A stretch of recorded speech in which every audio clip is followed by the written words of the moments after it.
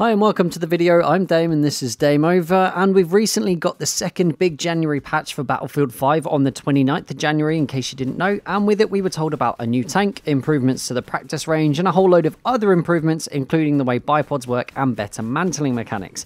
Along with all of this, there was a redesign to Panzerstorm, the only new map to have been added since launch. So I'll talk you through all the changes that have been made to the map, give you some tips and tricks on how to stop getting shot in the face by tank shells, and let you know what I think about the changes and if they've worked or not. And all of the info I'm about to give you is from the patch notes themselves, which I have linked in the description if you want to check out what else is new to Battlefield 5 since the update. So if you find this video useful or entertaining, make sure you've hit that like button, and if you're new around here and you want to keep up to date with more Battlefield 5 content, make sure you hit the subscribe button too. First of all, we'll talk about what type of map Panzerstorm is, and the clue is in the name. It translates from German to mean tank storm. It's supposed to be a vehicle-focused map, the majority of which are tanks as you'd expect. There's a maximum of 17 tanks on the field at one time, with a bonus 3 tanks being able to be called in as reinforcements.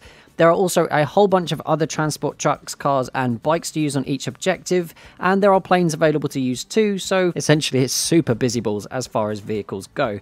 Now, I don't know if the maximum of 17 tanks is actually true. This might be a discrepancy on the EA website, which is where I got this information from, as I've never seen that many tanks available at one time or even on the playing field. So it might just mean 17 vehicles at once, but still, if you know any different, please do let me know down in the comments below. Anyway, the changes that have been added are all weighted towards improving the experience for infantry. A massive number of players, myself included, were really struggling to do anything outside of a tank thanks to the layout of the map.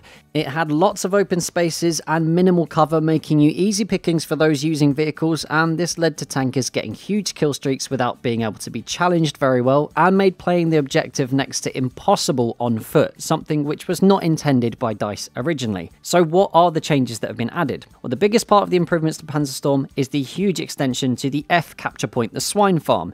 It's been made roughly 4 times as large, with some additional buildings to help give infantry and vehicle users more cover. The road between D and G has been given an oak alley, so is flanked on both sides by trees to help infantry move between these two objectives in what used to be an open space. The areas between A and D have had some soft cover, namely trees, again added to them to help tanks advance without constantly being exposed to fire, but these are obviously easily destroyed. The house on the D capture point has been spun a full 180 degrees, so you can now use the top floor window as a sniping position, and the barn on D has similarly had some verticality added to it. There are now ladders to climb which give you a vantage point over the fields. An area that needed a lot more structure to it is the path between D and E. From the data DICE collected, they determined the firefights were all too random around this area, so they've added soft cover again in the form of trees and bushes and the like, and the terrain height has been altered as well, meaning if you are on foot, you can get as close to the path as possible before deciding if you'd like to break cover and advance or not. Hopefully this stops players being shot from unexpected angles, but this is an area that DICE are still assessing and looking into that may need to be adjusted again in the future. The areas between B and C have also been shifted to make them a part of the tank defense line, allowing you more cover between those 2 points, and hopefully it'll improve infantry movement between E, D, C and B as well. Now, the main problem players were having was being too exposed and having to move from point to point with minimal or no cover at all. And to be honest, I'd avoided Panzerstorm after the first few games I played because it seemed like a game of luck and not of skill whether a tanker or sniper would choose me as their target as I ran through an open field.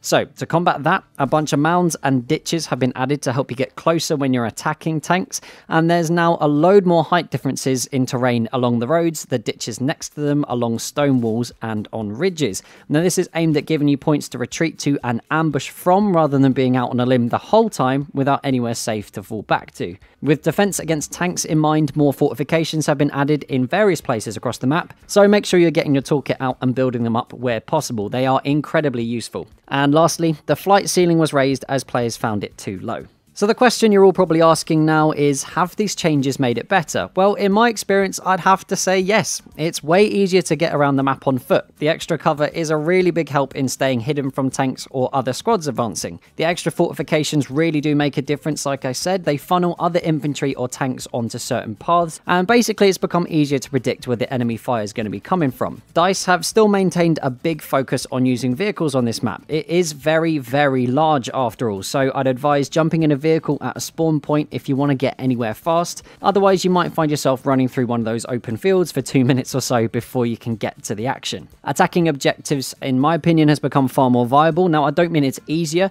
just that it's now way more possible to advance thanks to the extra ditches and mounds you can use as cover. And again, the extra buildings, ditches, and soft cover mean that more close quarters fights are happening more often. So it's opened up the use of lots of other weapons that were pretty much useless in the old map design. Medics, I'm looking at you. But there is still a definite dominating factor from the tanks on this map. But no longer is it a case of seeing a tank and dying in the next breath. If I was to change anything, I think I'd alter the amount of tanks that can be on the map at one time. It is easier to deal with them for sure, but the sheer number of them and the difficulty in taking them out makes dealing with more than one within a few minutes really tricky, even if you have gone for a tank hunter type loadout. Add to that the planes dive bombing overhead as well, and it's easy to see why some players might sit on the respawn screen until they can get themselves in a vehicle. I'd also like the map to be a bit smaller too. There is a lot, and I mean a lot, of dead time when you're travelling between capture points, even if it is in a vehicle. I had a few instances of not wanting to spend ages running through a field, so I'd choose to spawn in the middle of a firefight and die very quickly off spawn as a result. It's a calculated risk for sure, but then again, I'd choose to spawn in a similar situation and the same thing would happen, and so on and so on. Now, the tilt was real after the 4th or 5th time, but being sent straight back to the respawn screen was still a better idea to me than playing Marathon Simulator 2019, because the pace of this map seems a lot slower than others. So if you are having a quiet game or are unlucky enough to arrive at a contested area just as the last enemy is killed, which happened to me quite often, it very quickly can become boring. The new design of Panzerstorm is a definite improvement overall. As someone that much prefers the infantry side of things on Battlefield 5 rather than vehicles, it's a relief that it will be more fun to play, but I still think if given the choice, I'd end up choosing a different map. But that's just what I think. What do you guys think about the new design to Panzerstorm? Have you played it yet? Is there anything else in the update that you're really enjoying? Make sure you let me know what you think down in the comments below. And here's a quick thank you to my Dame operatives, those heroic people that are helping to support the channel through Patreon. It's because of you guys I'm able to make content as often as I do, and hopefully I can do it full time in the near future with a little bit more support. So if you want to become a patron yourself, there's a link in the description and the pinned comment where, if you'd like to, you can help support the channel from as little as $1 a month. So if you had a good time, make sure you've hit that like button. If you're new around here, hit the subscribe button too. Don't forget the bell button so you don't miss out on any future posts. And as always, share this video wherever you like. And until next time, that's Dame over. Peace.